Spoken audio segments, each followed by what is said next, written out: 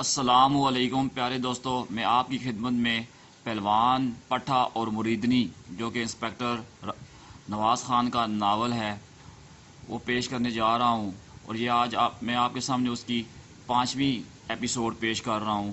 امید ہے کہ آپ کو پسند آ رہی ہوگی۔ آپ میرے چینل کو لازمی سبسکرائب اور لائک کیجیے گا تاکہ میری کچھ حوصلہ افزائی ہو، اور بیل آئیکن کے بٹن کو بھی دبائیے گا تاکہ میری ہر آنے والی ویڈیو آپ کو سب سے پہلے ملے۔ تو آئیں چلتے ہیں اپنی 5ویں قسط کی طرف، یعنی کہ 5ویں ایپیسوڈ کی طرف۔ تو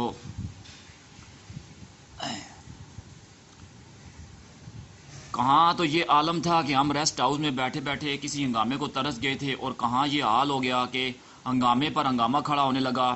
ابھی مجھے اور بلال شاہ کو کمرے میں بمشکل 10-15 منٹ ہی ہوئے تھے کہ استبل کے ارد گرد ہلچل محسوس ہوئی۔ یوں لگا کہ بونچال سا آ گیا ہے۔ پھر یک بار کی گھوڑوں کی انہناٹ اور ٹاپوں سے در و دیوار گونج اٹھے۔ کچھ للکارتی ہوئی آوازیں سنائی دیں اور ایک دم فائرنگ ہونے لگی۔ کھڑکیوں کے شیشے ٹوٹنے اور سپاہیوں کے بھاگنے کی آوازیں آ رہی تھیں۔ ڈی ایس پی راجپال کی للکارتی ہوئی آواز میرے کانوں میں پڑی، اوپر چلو، اوپر چلو۔ وہ اپنے کسی رائفل مین کو ہدایت دے رہا تھا۔ پھر کسی نے آٹومیٹک گن کا برسٹ مارا، ایک چیخ گونجی اور جیسے کوئی زینوں سے لڑکھڑاتا ہوا برآمدے کے پختہ فرش پر آن گرا۔ اتنے میں ہمارے کمرے کے بالکل قریب ایک تیز سریلی آواز گونجی۔ مجھے یہ جاننے میں ذرا بھی دشواری نہیں ہوئی کہ یہ دھنی رام سنگھ کی نوخیز بیوی کی آواز ہے۔ وہ کسی سے خوفزدہ ہو کر بری طرح بھاگی جا رہی تھی۔ دیکھتے ہی دیکھتے فائرنگ شدت پکڑ گئی۔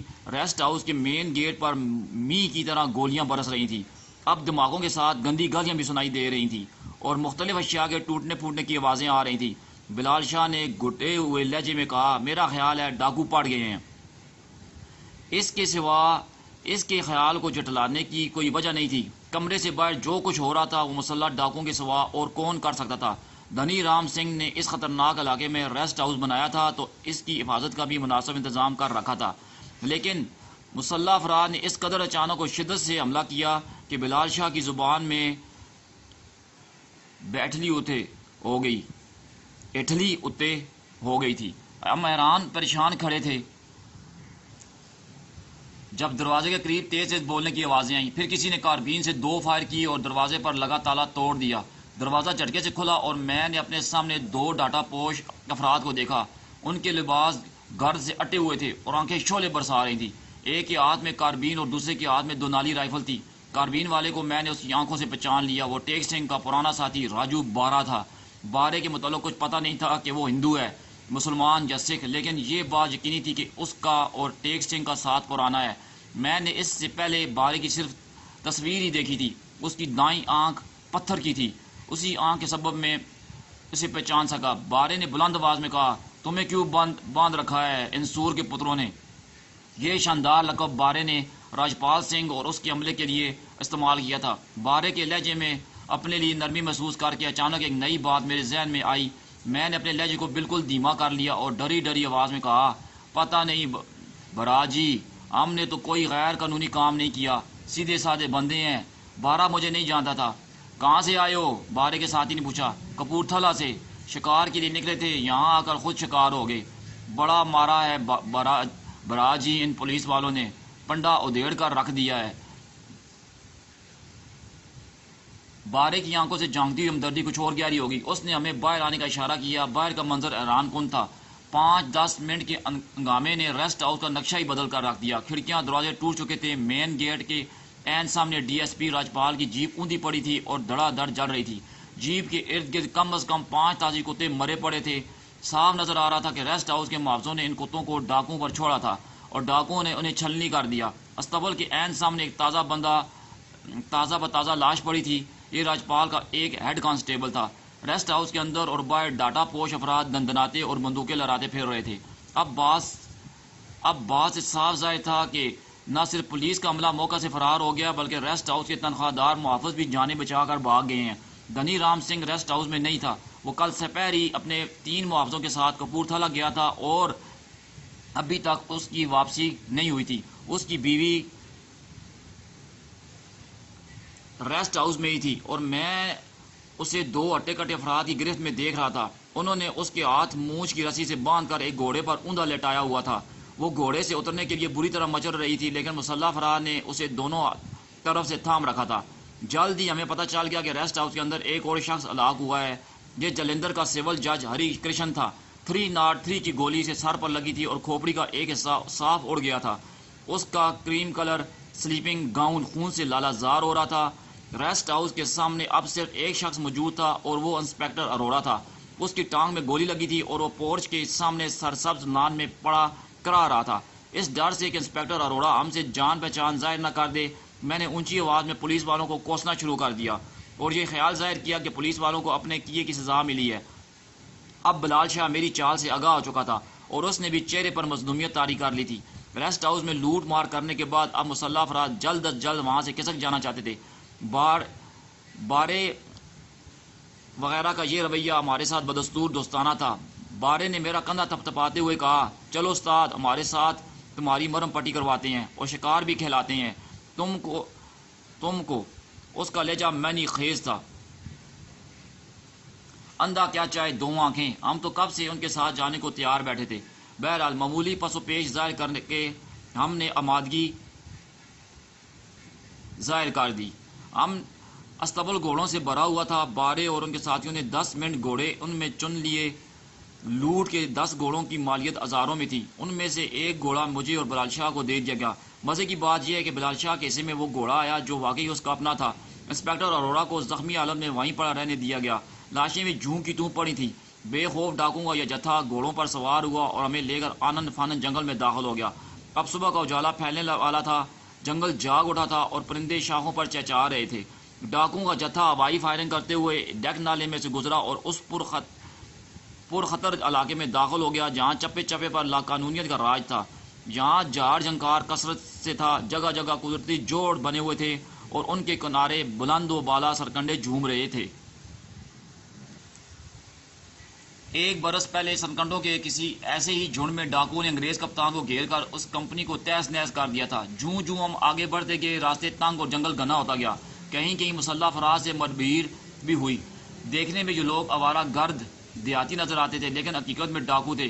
یہ لوگ بارے اور اس کے ساتھیوں سے کافی مرعوب نظر آتے تھے، جھک کر سلام کرتے تھے اور فوراً راستہ چھوڑ دیتے تھے۔ راستے میں 2 مقامات پر ہمیں فائرنگ کی آوازیں بھی سنائی دیں۔ دوسروں کی طرح بلال شاہ اور میں نے بھی اپنے چہرے چادروں میں چھپا رکھے تھے، لہذا اس بات کا کوئی امکان نہیں تھا کہ یہاں اتفاق سے بھی کوئی ہمیں پہچان سکے گا۔ بارہ راستے میں مجھ سے مسلسل باتیں کرتا رہا۔ میں نے اسے بتایا کہ ہم باز پکڑنے کے لیے نکلے ہوئے تھے۔ لاہور کے ایک ٹھیکیدار نے کہا تھا کہ وہ شکاری باز کی قیمت 1000 روپیہ دے گا۔ ہم بے روزگار ہیں، قسمت آزمانے نکل کھڑے ہوئے۔ بارہ مجھے سمجھانے کے انداز میں بولا، کیا بچوں جیسی باتیں کر رہا ہے؟ استاد، قسمت آزمائی نہیں جاتی، قسمت بنائی جاتی ہے، اور قسمت بارے باز سے نہیں بازوؤں سے بنتی ہے۔ ان بازوؤں میں بندوق اٹھاؤ، پھر دیکھو تمہارے ہاتھ کی لکیریں کیسے بدلتی ہیں۔ اسی طرح کی باتیں کرتے ہم تقریباً 10 میل کا فاصلہ طے کیا اور ایک بڑے ٹیلے کے دامن میں پہنچ گئے۔ اس ٹیلے کے اوپر اور ارد گرد کثرت سے جنتر اگا ہوا تھا۔ یہاں ایک بہت بڑی کھو نظر آئی۔ کہا نہیں جا سکتا تھا کہ کھو قدرتی ہے یا بنائی گئی ہے۔ بہرحال اس ویرانے میں سر چھپانے کے لیے بہت مناسب جگہ تھی۔ جنگلی جانوروں سے بچاؤ کے لیے کھو کے دانے پر ایک کچی دیوار سی بنا دی گئی تھی۔ اس دیوار میں لکڑی کا دروازہ لگا تھا۔ اس کے علاوہ دیوار میں کچھ رخنے بھی بنائے گئے تھے۔ دیکھتے ہی اندازہ ہو جاتا تھا کہ یہ رائفل وغیرہ کے لیے ہیں، اور یہ دیوار ایک طرح سے مورچے کا کام بھی دیتی ہے۔ پہلا خیال ذہن میں یہی آیا کہ ہم منزل پر پہنچ گئے ہیں، یعنی یہ کھو ٹیک سنگھ اور شہباز کا ڈیرا ہے۔ لیکن پھر فوراً ہی یاد آیا کہ ایاز عرف ایازی نے جو کچھ بتایا تھا، اس کا کہنا تھا کہ وہاں چند کچے کوٹھے بنے ہوئے ہیں اور زمین ہموار ہے۔ یقیناً یہ کوئی اور جگہ تھی۔ بہرحال اپنے طور پر میں شہباز پہلوان کا سامنا کرنے کے لیے پوری طرح تیار تھا۔ شہباز پہلوان مجھے پہچانتا تھا۔ اس کے سامنے جاتے ہی ہمارا بانڈا پھوٹ جانا تھا۔ دعا یہی تھی کہ شہباز پہلوان سے سامنا نہ ہو، اور اگر ہو تو ایسے موقع پر ہو کہ ہم اس پر قابو پا سکیں، وہ ہمیں چوہے دان میں کہیں نہ پھنسا لے۔ بلال شاہ کا بھرا ہوا ریوالور اب میری قمیض کے نیچے منتقل ہو چکا تھا اور میں اسے استعمال کرنے کے لیے دل و جان سے تیار تھا۔ ہمیں کھو کے اندر پہنچا دیا گیا۔ دھنی رام کی کم عمر گجراتی بیوی کا کامنی راستے میں مسلسل آو بکا کر رہی تھی۔ کھو میں پہنچ کر بارے نے اس کے منہ پر بندھا ہوا کپڑا ہٹایا تو لڑکی کا رونا دھونا اور بلند ہو گیا۔ وہ ناز و نہم میں پلی عیش و عشرت کی عادی اس سخت کھردرے ماحول میں آئی تھی تو بری طرح کرا اٹھی تھی۔ پہلے تو وہ بارے وغیرہ کی خطرناک نتائج کی دھمکیاں دیتی رہی اور انہیں اپنے امیر کبیر شور کے اثر و رسوخ سے ڈراتی رہی، پھر منت سماجت پر اتر آئی اور دیوی دیوتاؤں کے واسطے دینے لگی۔ بارے اور ان کے ساتھیوں پر اس داد و فریاد کا بھلا کیا اثر ہو سکتا تھا؟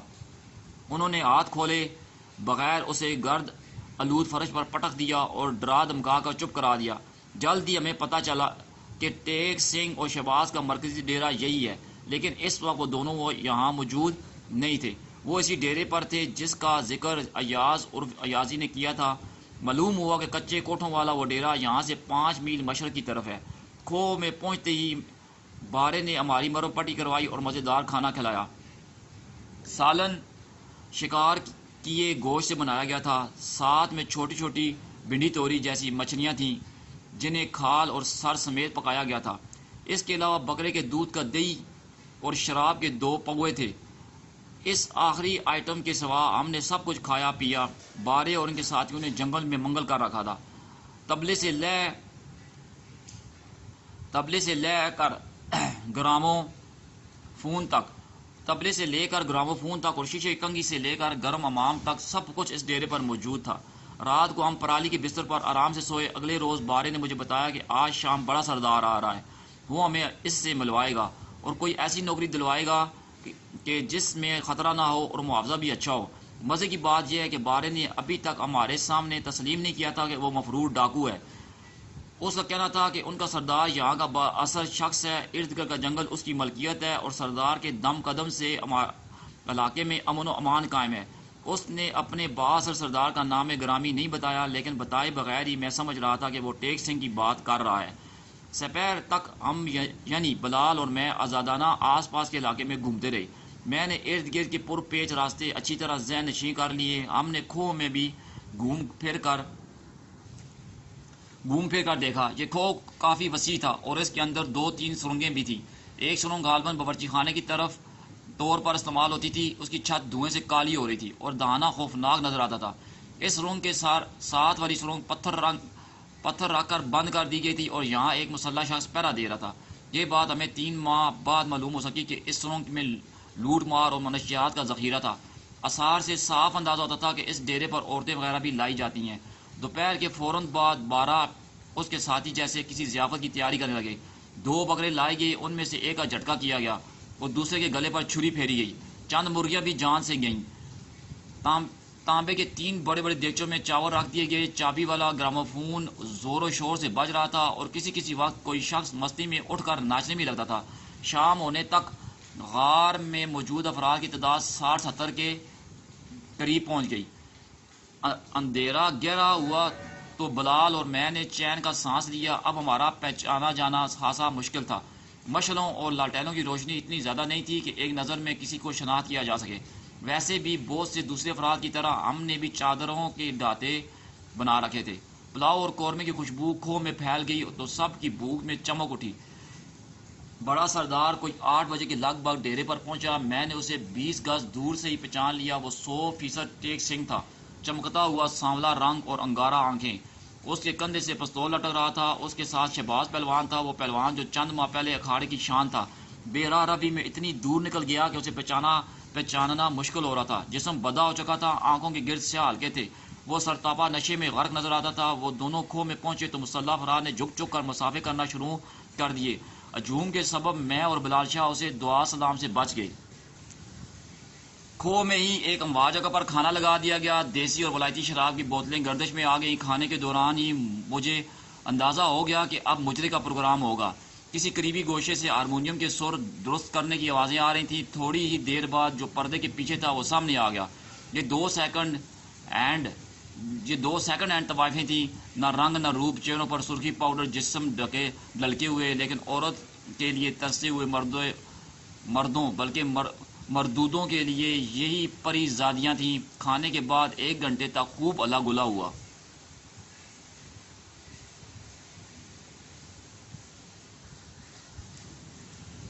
میں نے قریب بیٹھے ایک سکھ نوجوان سے پوچھا، یار وہ ولایتی مچھلی کہاں ہے جو کل سردار 12 نالے پر سے پکڑ کر لایا تھا؟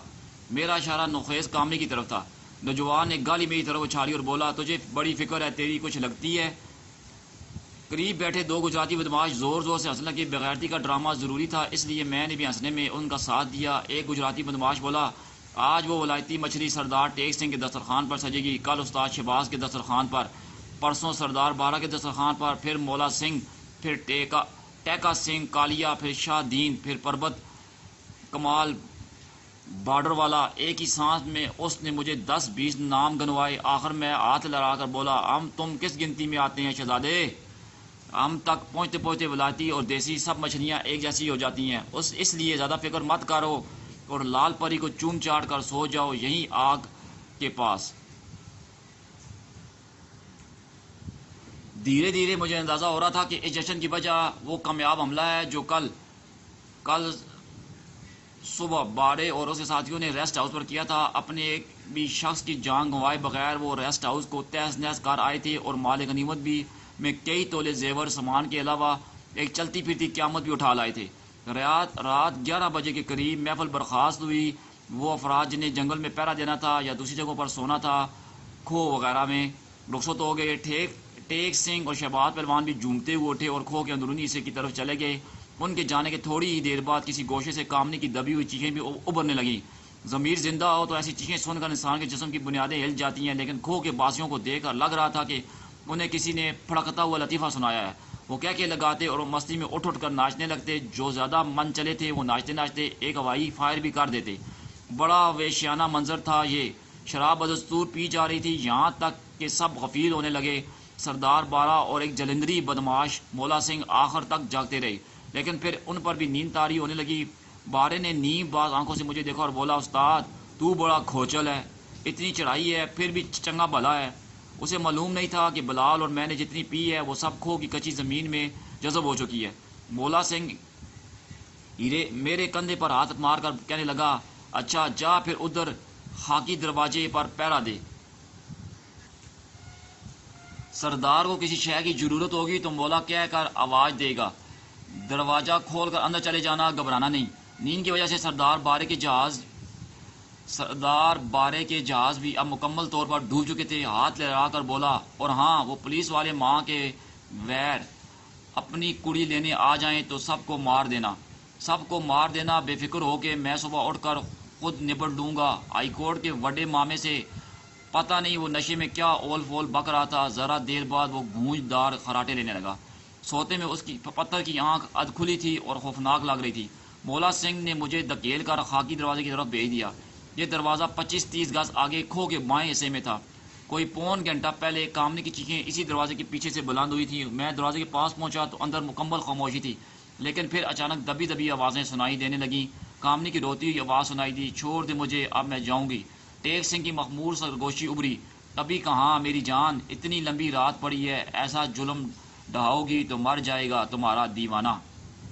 تب اندر سے ایک بار پھر ہاتھا پائی کی آوازیں آنے لگیں۔ میری پیشانی پسینے سے تر ہو رہی تھی۔ اب اور انتظار میرے بس میں نہیں تھا۔ مولا سنگھ نے کہا تھا کہ آواز آئے تو دروازہ کھول کر اندر چلے جانا۔ اس کا مطلب ہے دروازہ کھلا ہے۔ میں نے بھرا ہوا ریوالور ہاتھ میں لیا اور تیزی سے اندر گھس گیا۔ لالٹین کی مدھم روشنی میں میری نگاہ سب سے پہلے ٹیک سنگھ کے منحوس چہرے پر پڑی۔ خبردار، میں نے پھنکار کا کہا، حرکت مت کرنا۔ میرے ریوالور کی نال اس کے سر سے تقریباً 5 فٹ دور تھی۔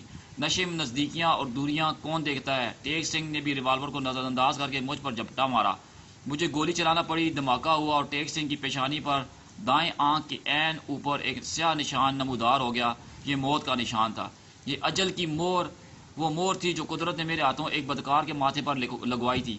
یہ مہر لگتے ہی اس دنیا سے اس کا جانا ضروری ہو گیا تھا۔ ٹیک سنگھ کی آنکھیں کھلی کی کھلی رہ گئیں۔ وہ کٹے شیطیر کی طرح کامنی کے پاؤں میں گرا۔ وہ چیختی ہوئی اٹھی اور خود کو کسی چادر میں لپیٹتی ہوئی ایک کونے میں جا گھسی۔ اب میری نگاہ دوسری چرپائی پر پڑی۔ لالٹین نے چرپائی کے قریب رکھی تھی، لہذا یہاں کا منظر زیادہ روشن تھا۔ میں نے شہباز کو دیکھا، وہ آنکھیں سکور کر مجھے گھور رہا تھا، جیسے سوچ رہا ہو کہ ابھی تک نیند میں ہے یا جاگ گیا ہے۔ پھر یک بارگی اس کا ہاتھ اپنی رائفل کی طرف بڑھا۔ دوسرا دھماکہ ہوا اور 38 بور کی گولی شہباز کے بائیں کندھے میں دھنس گئی۔ اس نے کرا کر اپنا کندھا دوسرے ہاتھ سے تھاما۔ میں نے آگے بڑھ کر ایک زوردار ٹھوکر اس کے منہ پر ماری۔ کل کا نامی گرامی پہلوان ایک خستہ برج کی طرح ٹوٹ کر چرپائی سے نیچے گرا۔ دھماکوں کی آواز پوری کھو میں گونجی تھی۔ میں جانتا تھا کہ بدمعاش شرابیوں میں سے کئی ہڑبڑا کر اٹھ بیٹھے ہوں گے، اور اگر وہ نہ اٹھے ہوں گے کھو سے باہر پہرا دینے والے ہوشیار ہو گئے ہوں گے۔ مجھے اور بلال شاہ کو ایک خطرناک صورتحال کا سامنا تھا، لیکن 10-12 سیکنڈ خیریت سے گزر گئے تو مجھ پر ایک اطمینان بخش حقیقت کھلی۔ دھماکوں کی آواز نے کسی کو جگایا تھا اور نہ ہوشیار کیا تھا۔ مجرے کے دوران اور بعد میں کھو کے اندر مسلسل ہوائی فائرنگ کی جاتی رہی تھی، اور ان دھماکوں کو بھی اس فائرنگ کا حصہ سمجھ لیا گیا تھا۔ بلال شاہ بھاگتا ہوا اندر آیا اور اس نے بتایا کہ کھو کے دانے پر 6-7 گھوڑے موجود ہیں اور وہاں کوئی چوکیدار بھی موجود نہیں۔ میں نے لالٹین اٹھا کر شہباز پہلوان کا چہرہ دیکھا۔ چرپائی سے گرتے ہی اس کے سر پر چوٹ لگی تھی اور پیشانی لہو لہان ہو رہی تھی۔ وہ نشے میں تو پہلے ہی تھا، اب زخمی ہو کر اس کا دم بالکل ختم ہو گیا تھا۔ اس پر راکھ کے پہاڑ والی مثال صادق آئی تھی۔ میں نے پگڑی سے اس کے ہاتھ پشت پر کس دی اور پھر بلال شاہ کے ساتھ مل کر منہ پر کپڑا بھی ٹھونس دیا۔ اپنے قریب ٹیک سنگھ کی لہیم شہیم لاش دیکھ کر کامنی مسلسل گھٹی گھٹی آواز میں چیخ رہی تھی۔ میں نے ڈانٹ کر اسے چپ کرایا۔ بلال شاہ جلدی جلدی کمرے کی تلاشی لے رہا تھا۔ اس تلاشی کے سبب ہمیں ٹیک سنگھ وغیرہ کے خلاف چند اہم ثبوت حاصل کیے ہو گئے۔ پہلوان شہباز بہت وزنی تھا، کم از کم میرے یا بلال شاہ کے لیے اسے کندھے پر اٹھانا ممکن نہیں تھا۔ ہم اسے کندھوں سے تھام کر گھسیٹتے ہوئے کھو سے باہر لے آئے۔ وہ نشے میں غوں غاں کر رہا تھا اور بار بار سر کو جھٹکے دیتا تھا۔ پہلوان کو گھوڑے پر لادنا ایک مسئلہ تھا۔ یہ مسئلہ حل کرنے میں کامنی نے بھی ہماری مدد کی۔ ہم نے مل جل کر اسے گھوڑے پر اوندا ڈال دیا۔ بلال شاہ نے بڑی پھرتی کے ساتھ ایک رسی کی مدد سے پہلوان کو زین پر کس دیا۔ ہم نے 3 صحت مند گھوڑے چنے اور انہیں راسوں سے تھام کر دھیرے دھیرے ڈلوان کی طرف بڑھنے لگے۔ اب ہم پوری طرح مسلح تھے۔ میرے ہاتھ میں شہباز پہلوان والی طاقتور رائفل تھی، جبکہ بلال شاہ بھی ایک خود کار رائفل سے مسلح تھا۔ یہ زندگی اور موت کا کھیل تھا اور ہم کسی بھی بری صورتحال کے لیے پوری طرح تیار تھے۔ کل دوپہر ہی میں ایک محفوظ راستہ دیکھ چکا تھا۔ یہ راستہ تھوڑا سا طویل تھا، لیکن ہم پہرے داروں کا خطرہ مول لیے بغیر ڈیرے کی حدود سے نکل سکتے تھے۔ ڈیرے سے 1 فرلانگ کے فاصلے پر 2 مسلح افراد سے ہماری مڈ بھیڑ ہوئی۔ انہوں نے ہمیں روکنا چاہا۔ میرے ہاتھ میں بھری ہوئی رائفل تھی اور میرے سامنے وہ افراد تھے جو پکڑے جاتے تو سینکڑوں برس قید اور کئی کی پھانسیاں ان کے حصے میں آتی۔ میرے دل میں ان کے لیے ذرا بھی رحم نہیں تھا۔ میں نے بے دریغ لبلبی دبائی، یک کے بعد دیگرے وہ دونوں اچھل کر جنت کی جھاڑیوں میں گرے۔ ایک شخص کے ہاتھ میں لالٹین تھی جو اس کے گرتے ساتھ ہی بجھ گئی۔ اب چاروں طرف گہری تاریکی تھی۔ میں دیکھ نہیں سکا کہ وہ زندہ بچے ہیں یا اپنے انجام کو پہنچ گئے ہیں۔ میرے اشارے پر بلال شاہ اور کامنی ڈیگ نالے کی طرف بڑھنے لگے۔ 1.5-2 میل آگے پھر ہمیں روک لیا گیا، لیکن اس دفعہ روکنے والے زیادہ ہوشیار چلاک نہیں تھے۔ ہم نے انہیں چکمہ دیا کہ ایک ساتھی زخمی ہو گیا ہے، اسے کسی ڈاکٹر کے پاس لے جا رہے ہیں۔ ان افراد کے پاس ماچس کے علاوہ اور کوئی روشنی نہیں تھی۔ وہ تیلیاں جلا جلا کر ہمارے چہرے دیکھنے کی کوشش کر رہے تھے۔ پھر ہمیں راستہ دے دیا۔ ڈیگ نالے تک کا وہ سفر بے حد دشوار بلکہ ناقابل فرموش تھا۔ اس کی تفصیل میں گیا تو یہ رویداد بہت طویل ہو جائے گی۔ بس یہ سمجھ لیں کہ تاریک اور ٹھٹرے ہوئے جنگل میں وہ پہاڑ جیسی رات تھی جس کا ہر پل ہم نے ایک عذاب کی طرح کاٹا۔ سفر کے دوران ہم ایک مرتبہ راستہ بھی بھولے، لیکن قسمت اچھی تھی کہ جلد ہی راہ راست پر آ گئے۔ مشرق کی طرف سے سفیدہ سحر نمودار ہو رہا تھا۔ آخر ہم خراشوں، زخموں اور تھکن سے چور ڈیگ نالے پر پہنچے اور اس خطرناک حد کو پار کر کے کھلے علاقے میں آ گئے۔ ٹیک سنگھ کی موت اور شہباز پہلوان کی گرفتاری کوئی معمولی واقعہ نہیں تھا۔ علاقے میں کھلبلی مچ گئی۔ شہباز پہلوان کو پہلے کپورتھلا اور وہاں سے امرتسر لے جایا گیا۔ یہاں اسپتال میں اس کے کندھے سے گولی نکالی گئی اور سر کے زخم کی مرہم پٹی کی گئی۔ اسپتال سے باہر شہباز کو دیکھنے والوں کا ہجوم اکٹھا ہو گیا۔ گولی نکلنے کے بعد شہباز پہلوان قدرے چاق و چوبند نظر آنے لگا۔ ڈاکٹروں کے خیال میں اس کا 6-7 روز اسپتال میں رہنا ضروری تھا۔ اسپتال میں اسے ہتھکڑیاں لگی تھیں اور 24 گھنٹے پولیس کی نگرانی میں تھا۔ ایک روز میں اسے دیکھنے گیا تو وہ لڑکی اس سے ملنے آئی ہوئی تھی جو بڑے اور چھوٹے بھائی میں فساد کی بنیاد بنی تھی۔ میرا مطلب صفیہ سے ہے۔ میں ایازی کے بٹوے میں اس کی تصویر دیکھ چکا تھا، اس لیے پہچان گیا۔ لڑکی کے لباس اور چال ڈال سے اندازہ ہوتا تھا کہ وہ بچے کی ماں بننے والی ہے۔ وہ کھلتے ہوئے رنگ کی ایک خوبصورت لڑکی تھی۔ پنجابی مٹیاروں کی طرح اونچی لمبی اور جوان تھی، لیکن مٹیاروں کی طرح ان پڑھ نظر نہیں آتی تھی۔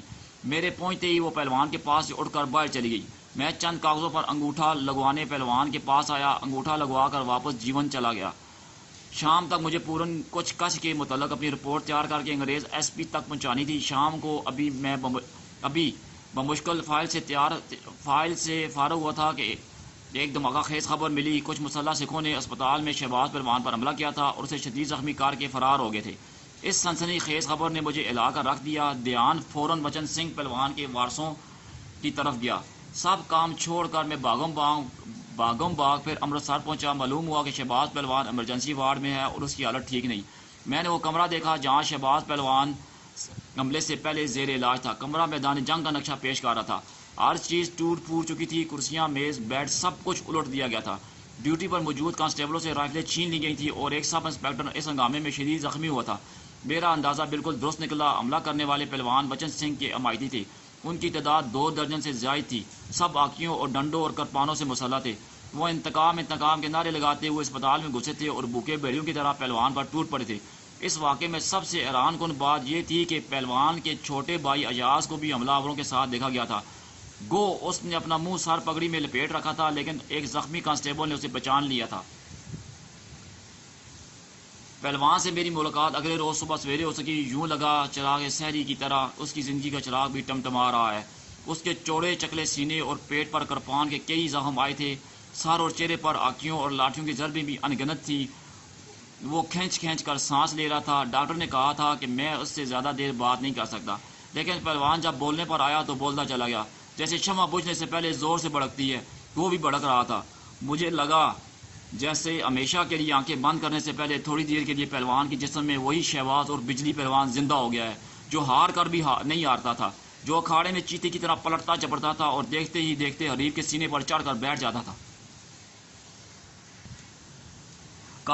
قارئین نے محسوس کیا ہوگا کہ شروع سے آخر تک میں شہباز پہلوان کے بارے میں کشمکش کا شکار رہا. میں بچن سنگھ پہلوان کے مائتوں کی طرح دیکھتا رہا تو شہباز کے لیے دل میں ہمدردی پیدا ہوتی تھی، لیکن جب ان کی اپنے کرتوتوں پر نظر پڑتی تھی تو ہمدردی کی جگہ نفرت لے لیتی تھی. اسپتال کے ایمرجنسی وارڈ میں شہباز پہلوان سے جو میری آخری گفتگو ہوئی اس نے میرے اندر کی کشمکش کو ختم کر دیا. میرے دل میں اس کی ہمدردی کے سوا اور کچھ نہ رہا. تصویر کا ایک بالکل نیا رخ، لیکن میں افسوس کہ یہ رخ بہت دیر سے سامنے آیا. گفتگو کرتے ہوئے شہباز پہلوان کی آنکھوں میں آنسو تھے. سکھ حملہ آوروں میں اپنے چھوٹے بھائی کو اس نے بھی پہچان لیا تھا. اسے سب سے زیادہ دکھ اسی بات کا تھا کہ غیروں کے ساتھ مل کر اپنوں نے بھی اس کے سینے پر زخم لگائے. اس نے روئیداد سناتے ہوئے کہا، تھانے دار صاحب، اس روز اکھاڑے میں جو کچھ ہوا آپ کو بھی پتہ ہے. میں سوچ بھی نہ سکتا تھا کہ بچن کو قتل کر دوں گا. میں نے اسے داؤ لگا رکھا تھا. اس نے داؤ سے نکلنے کے لیے اندھا زور لگایا. میں داؤ چھوڑ دیتا تو نیچے آ جاتا، اس لیے زور تو میں نے بھی لگانا تھا. بس اسی چکر میں بچنے کی کمر ٹوٹ گئی. میری غلطی تھی کہ جان بچانے کے لیے میں موقع سے غائب ہو گیا. بچنے کے حمایتوں نے انسپکٹر نہال سنگھ کو شکاری کتے کی طرح میرے پیچھے لگا دیا. آپ پولیس کے محکمے میں ہیں، جانتے ہی ہوں گے کہ نہال سنگھ محکمے کے بدنام تھانے داروں میں سے ایک ہے. اس نے میری ماں اور بہنوں کو تھانوں میں کھینچا اور پھر پولیس کی 2 گاڑیاں لے کر مجھ پر چڑھ دوڑا. آپ کے کاغذوں میں میرا سب سے بڑا جرم یہی لکھا ہے نا کہ میں نے پولیس مقابلہ کیا ہے اور نہال سنگھ سمیت 3 پولیس والوں کو موت کی گھاٹ اتار دیا ہے. میں بڑی سی بڑی قسم کھا سکتا ہوں کہ میں مقابلہ نہیں کرنا چاہتا تھا اور میں نے خود گرفتاری کے لیے پیش کر دیا تھا، لیکن نہال سنگھ مجھے گرفتار کرنا ہی نہیں چاہتا تھا. وہ فیصلہ کر کے آیا تھا کہ بچن سنگھ کے بدلے میں میری لاش دے کر جائے گا. بالکل مجبور ہو کر میں نے پولیس پارٹی پر فائر کھولا اور جان بچا کر بھاگ نکلا. آپ کی اور ایازی کی نظروں میں نے جو دوسرا بڑا جرم کیا ہے وہ یہ ہے کہ میں نے اس لڑکی کو گھر میں ڈال لیا ہے جس کو ایازی پسند کرتا تھا. ایازی کو کچھ پتہ ہی نہیں ہے وہ لڑکی کون ہے، نہ ہی آپ کو پتہ ہے. آپ اب تک ایک لڑکی کا کھوج لگاتے رہے ہیں جس کا نام آپ کی فائل میں میری محبوبہ کے طور پر لکھا ہے. یہ صفیہ ہی وہ لڑکی ہے جو مجھے اس وقت سے جانتی ہے جب ایازی کی ابھی مونچھی بھی نہیں پھوٹی تھی. جب اسے پتہ چلا کہ مجھ پر قتل کا الزام لگ گیا ہے تو وہ سب کو چھوڑ کر مجھے ڈھونڈتی ہوئی پورن کچھ پہنچ گئی. میں نے اسے واپس بھیجنے کی بہت کوشش کی لیکن اس کی ایک ہی ضد تھی کہ میرے ساتھ جیے مرے گی. جب وہ کسی طرح واپس نہیں گئی تو میں نے اس سے شادی کر لی. اب وہ میرے بچے کی ماں بننے والی ہے. شہباز پہلوان نے گہری سانس لی، پھر وہ روک کر بولا. کبھی اس کی آواز اتنی دھیمی ہو جاتی تھی کہ مجھے اس کے چہرے پر جھکنا پڑتا تھا. اپنے خشک ہونٹوں پر زبان پھیر کر وہ بولا، ٹیک سنگھ کے ساتھ رہ کر میں شراب ضرور پینے لگا ہوں، کبھی ناچ گانا بھی دیکھ لیتا ہوں، لیکن خدا گواہ ہے صفیہ کے سوا کبھی کسی عورت سے میرا تعلق واسطہ نہیں رہا. میں اتنا برا نہیں تھا جتنا مجھے بنا دیا گیا. مجھ پر وہ الزام بھی لگائے گئے جن کی میرے فرشتوں کو بھی خبر نہیں. نہ میں نے ٹیک سنگھ کے ساتھ مل کر لوگوں کو لوٹا ہے، نہ اپنے مامے کو قتل کی دھمکیاں دی ہیں، نہ آپ کے گھر کو آگ لگائی ہے. یہ اس طرح کے بہت سے الزام خواہ مخواہ میرے ساتھ تھوپ دیے گئے مجھے معلوم ہے کہ نرس نجمہ کے بارے میں بھی مجھ پر شک کیا جاتا رہا ہے. میں اسے بہن سمجھتا تھا اور اب بھی سمجھتا ہوں. میں نے اسے دیپال پور صرف اس لیے بلایا تھا کہ میں پولیس کے آگے اور بھاگنا نہیں چاہتا تھا. میں خود کو گرفتاری کے لیے پیش کرنا چاہتا تھا. نجمہ کا بہنوئی عدالت میں پیشکار ہے. میں نے اسے بھی ساتھ بلایا تھا. میں چاہتا تھا کہ وہ مجھے صحیح قانونی مشورہ دے. خانہ بدوشوں کی بستی میں نجمہ اور اس کے بہنوئی عاقل سے میری ملاقات ہوئی. یقینی بات تھی کہ اس ملاقات کے بعد میں اپنی گرفتاری دے دیتا، لیکن اس وقت بچن سنگھ کے حمایتیوں اور پولیس نے بستی پر دعویٰ بول دیا. مجھے ایک بار پھر جان بچا کر بھاگنا پڑا. باتیں کرتے کرتے پہلوان کی سانس اکھڑنے لگی. بڑے ڈاکٹر نے آ کر اسے بولنے سے منع کر دیا. میں پہلوان کے پاس سے اٹھ کر جانے لگا تو اس نے نم ناک نظروں سے میری طرف دیکھا اور رک رک کر بولا، تھانے دار جی، میری وجہ سے میرے چھوٹے بھائی پر کوئی مصیبت نہیں آنی چاہیے. میری درخواست ہے کہ آپ اسے نرمی کریں اور اگر ہو سکے تو صفیہ کو کہیں سر چھپانے کی جگہ دلا دیں. وہ بالکل بے آسرا ہے. ٹھیک 2 گھنٹے بعد پہلوان مر گیا. وہ شخص جو اکھاڑے کی آبرو تھا. ٹھیک 2 گھنٹے بعد پہلوان مر گیا. وہ شخص مر گیا جو اکھاڑے کی آبرو اور 5 پانیوں کی پہچان تھا. کبھی نہ ہارنے والا اپنی تقدیر سے ہار گیا. سینے پر ناقدری کے زخم لے کر منو مٹی کے نیچے سو گیا. اسے اکھاڑے کی مٹی سے قبر کی مٹی تک پہنچانے میں تقدیر کے ساتھ ساتھ اس کے چھوٹے بھائی کا بھی ہاتھ تھا اور یہی زیادہ دکھ کی بات تھی.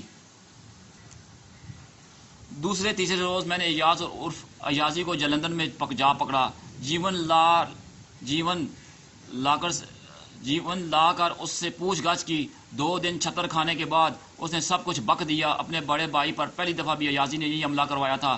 جب اسے پتہ چلا کہ شہباز سردار تلکو رام کی بستی میں نجمہ سے ملنے والا ہے تو اس نے بچن سنگھ کے لوائقوں کو اطلاع دے دی اور وہ کیل کانٹے سے لیس ہو کر دیپال پور پہنچ گئے. یوں شہباز ان کی طرف آتے آتے پھر موت کی طرف لوٹ گیا. اس واقعے کے بعد جب ایازی نے محسوس کیا کہ میں نے شہباز کی گرفتاری میں دلچسپی لینا چھوڑ دی ہے تو اس نے مجھے اکسانے کی کوشش کی اور مظلوم ماموں کا ذکر کر کے مجھے چوکس کرنا چاہا. ناکام ہو کر اس نے اوچھا ٹکنڈا استعمال کیا اور رات کی تاریکی میں میرے کوارٹر کو آگ لگا دی. چونکہ مجھے اس سے پہلے شہباز ایک خط لکھنے کی غلطی کر چکا تھا، لہٰذا آگ لگنے پر میرا دھیان فوراً اس کی طرف چلا گیا. ایازی کو کچھ لوگوں نے آگ لگاتے دیکھا تھا. ایازی بھی باری تن و توش کا تھا، لہٰذا سمجھا گیا کہ وہ شہباز پہلوان ہے. یوں ہم سے غلطی پر غلطی ہوتی چلی گئی. بالآخر میں جب پہلوان گرفتار ہو کر اسپتال پہنچ گیا تو ایازی وغیرہ کو ایک بار پھر فکر لاحق ہوئی کہ کہیں پورن کچھ کے ڈاکوں کے لیے عام معافی کے چکر میں شہباز پہلوان کو بھی رعایت نہ مل جائے. انہوں نے اچانک چھپ خون مارا اور ہتھکڑیوں میں جکڑے ہوئے شہباز پہلوان کو اسپتال کے بستر پر ہی زخم کر دیا. یوں جو شخص 7-8 ماہ تک اپنے دشمنوں کو اور پولیس کو چکمہ دیتا رہا وہ اپنے ہی بھائی کے ہاتھوں موت سے مات کھا گیا. شاید ایسے ہی موقعوں پر کہا جاتا ہے، گھر کا بیدی لنکا ڈائے. مجھے وہ منظر آج تک یاد ہے جب ایازی کو پتہ چلا کہ صفیہ ہی شہباز کی گمنام محبوبہ ہے. ایازی کو تو پہلے یقین ہی نہیں آیا تھا اور جب آیا تو وہ داڑے مار مار کو رویا تھا. اس نے حوالات کی سلاخوں سے سر ٹکرایا تھا اور خود کو لہولان کر لیا تھا، لیکن جو کچھ ہو چکا تھا اسے بدلا نہیں جا سکتا تھا، نہ ہی مرنے والے کو واپس لایا جا سکتا تھا. عدالت میں ایازی پر کیس چلا اور مختلف جرائم کی سزا میں اسے 7 سال قید بمشقت ہوئی. ٹیک سنگھ اور جج ہری کشن سمیت اس کہانی کے دیگر کردار اپنے انجام کو پہنچ چکے تھے. صرف ڈی ایس پی راجپال زندہ تھا. اس نے دنی رام کے ریسٹ ہاؤس میں اپنے اختیار سے تجاوز کر کے مجھ پر حملہ کرایا تھا اور اب سے بے جا میں رکھا تھا. اس کے خلاف یہ جرم ثابت ہو چکا تھا. میں اس معاملے کو عدالت میں لے جا کر راجپال کو سزا دلا سکتا تھا، لیکن افسران کے کہنے پر اپنی خواہش کے مطابق میں نے اسے معاف کرنا مناسب سمجھا. راجپال نے مجھ سے معافی مانگ لی اور یوں ہمارے درمیان راضی نامہ ہو گیا. ان واقعات کے قریباً 2 ماہ بعد جلندر، امرتسر اور کپورتھلا کے کئی تھانوں کی پولیس نے پوری تیاری کے ساتھ پورن کچھ پر اللہ بولا. اس کارروائی میں ڈی ایس پی راجپال اور میں بھی شریک تھے. یہ کارروائی بہت ہنگامہ خیز لیکن کامیاب رہی. ٹیک سنگھ کی موت نے ڈاکوں کو تتر بتر کر رکھا تھا. وہ پولیس سے شدید مزاحمت نہ کر سکے. پولیس نے ان کے بڑے ڈیرے کو گھیر لیا اور اسلحہ و نشیات برآمد کرنے کے علاوہ قریباً 100 ڈاکوں کو گرفتار کر لیا گیا. گرفتار شدگان میں ٹیک سنگھ کا قائم مقام 12 بھی تھا. یوں پکی کے کھاڑے سے شروع ہونے والی کہانی 1 سال بعد پورن کچھ کے گھنے جنگل میں اختتام کو پہنچی. اس کہانی کا اہم ترین کردار صفیہ ہے.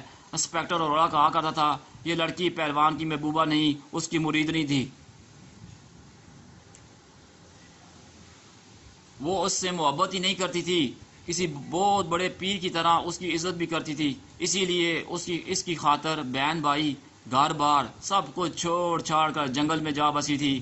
وہ اپنے شوہر کا ذکر بڑے احترام سے پہلوان جی کر وہ اپنے شوہر کا ذکر بڑے احترام سے پہلوان جی کہہ کر کرتی تھی۔ پاکستان بننے کے بعد 1955 میں جب وہ دوبارہ ہندوستان گیا تو امرتسر میں صفیہ سے ملاقات ہوئی تھی۔ وہ اسی پرانے محلے گروالی دروازے میں رہتی تھی۔ اس نے پھر دوبارہ شادی نہیں کی۔ اس کا سب کچھ ایک 12 سالہ گورا چٹا صحت مند لڑکا تھا۔ وہ اسکول کی کبڈی ٹیم کا کپتان تھا اور اس کا نام شہباز تھا۔ میرے پیارے سننے والوں، یہ کہانی آپ نے سنی پہلوان پٹھا اور مریدنی۔ انسپکٹر نواز خان کے ناول سے پٹھا، پہلوان اور مریدنی سے اس کو اٹھایا گیا اور آپ کو سنایا گیا۔ آپ نے دیکھا ہوگا کہ کہانی کے 3-4 آخری جو صفحات میں نے پڑھے ہیں اس میں میری آواز رن گئی تھی، گلا بیٹھ گیا تھا۔ وہ اس وجہ سے کہ بار بار سٹوری ایسی ہو گئی تھی کہ میرے سے پڑھی نہیں جا رہی تھی، آنکھوں میں آنسو تھے، بار بار آنسو صاف کر کے میں کہانی کو سٹاپ کر کے آنسو صاف کر کے کہانی کو پڑھتا رہا ہوں، جس کی وجہ سے تھوڑا سا جذباتی ہو گیا تھا۔ کہ پتہ چلا ہوگا کہ آپ کو کہ اگر اپنے سگوں کو سگوں سے ایسا سلوک کریں گے تو سگے تو مارے جائیں گے۔ تو لہٰذا ایسی مثالیں آج کل بھی ہمارے معاشرے میں موجود ہیں، جہاں پہ بھائی جو ہیں ایک دوسرے کو اس طرح سے کاٹ رہے ہیں، پتہ نہیں چل رہا ہوتا کہ کون کس کا حمایتی ہے اور کون کس کے ساتھ کتنا اچھا ہے۔ جس کو کاٹا جا رہا ہوتا ہے وہی ان کے ساتھ اچھا ہوتا ہے۔ بہرحال اللہ کی طرف سے یہ سارا جو کام ہوا، جو یہ کہانی کے اندر جس طرح سے بھی ہوا، تو اس میں شہباز پہلوان کے بھائی نے اپنے بھائی کو مارا، اس کی ساری غلطی دکھائی جاتی ہے ایک غلط فہمی کی وجہ سے، ایک لڑکی کا سوچ کر اس نے اپنا بھائی مروا دیا۔ بعد میں سلاخوں سے ٹکرے مارنے سے یا اپنا سر پھوڑنے سے کچھ نہیں ہوتا۔ جب بھائی کے خون کا پیاسا ہو جائے تو پھر پرائے تو جو ہیں وہ کھل کر سامنے آتے ہیں، وہ تو اپنی نفرت اتارتے ہیں۔ تو کہنے کا مقصد یہ ہے کہ یہ سچی کہانیاں ہیں جس سے انسان کے جذبات، یہ کوئی وہ کہانیاں نہیں ہیں جو کہ بکواسات جو آپ ادھر ناولوں میں اور رسالوں میں لکھا ہوتا ہے لڑکے لڑکیوں کا، اور یہ ادھر ادھر کی بکواسات لکھی ہوتی ہے، یہ وہ نہیں ہے۔ یہ سچی کہانی ہے جو آپ کو ایک اس کی لکھائی سے بھی اندازہ ہو گیا ہوگا اور سننے سے بھی اندازہ ہو گیا ہوگا۔ لہٰذا میری اپنے سننے والوں سے گزارش ہے کہ کوئی بھی کام کرنے سے پہلے اس کی پہلے جانچ پڑتال کر لیا کریں، اس کے بعد یہ کام کریں، تاکہ ایسا کوئی قدم آپ نہ اٹھائیں جس سے بعد میں آپ کو پچھتاوا ہو، اور پھر بعد میں پچھتاوے کا کچھ بھی نہیں ہوتا۔ اب یہ شہباز پہلوان کے بھائی نے اپنے بھائی یازی نے اپنے بھائی شہباز کو مروایا اور بعد میں سلاخوں کے ساتھ سر پٹکتا رہا، اس کا کوئی فائدہ نہیں۔ تو بیوی کو بھی اس کی، اگر وہ اس کے ساتھ ہی ہوتی تو دیکھیں 1955 میں جب یہ دوبارہ پاکستان گئے تو وہاں اس کے پرنالی گروالی دروازے کے پاس وہ ملے بھی اس سے۔ تو کہنے کا مقصد یہ ہے اگر یہ لڑکی اس کے ساتھ ہوتی تو یہ لازمی بات ہے اسے شادی کرتی، مگر ایسا نہیں تھا۔ تو بعد میں جب سچائی کھلتی ہے تو پھر آنکھوں سے پٹی ہٹتی ہے، تو پھر انسان جو ہے کسی کام کا نہیں رہتا۔ اور آخری ان دو جملوں کے ساتھ ختم کرتا ہوں کہ زندگی تو چند روزہ ہے، گزر ہی جاتی ہے۔ کہ انسان جو پیچھے رہ جاتا ہے نا، اس کے لیے بڑے مسائل، اس کے لیے بڑی پریشانیاں بن جاتی ہیں۔ اور ایازی نے اس کی اپنی بھابھی کو بیوہ کر دیا اور بعد میں پتہ نہیں کدھر منہ ذلیل ہوتا رہا، 7 سال کے بعد جیل سے کدھر مرا کدھر نہیں مرا۔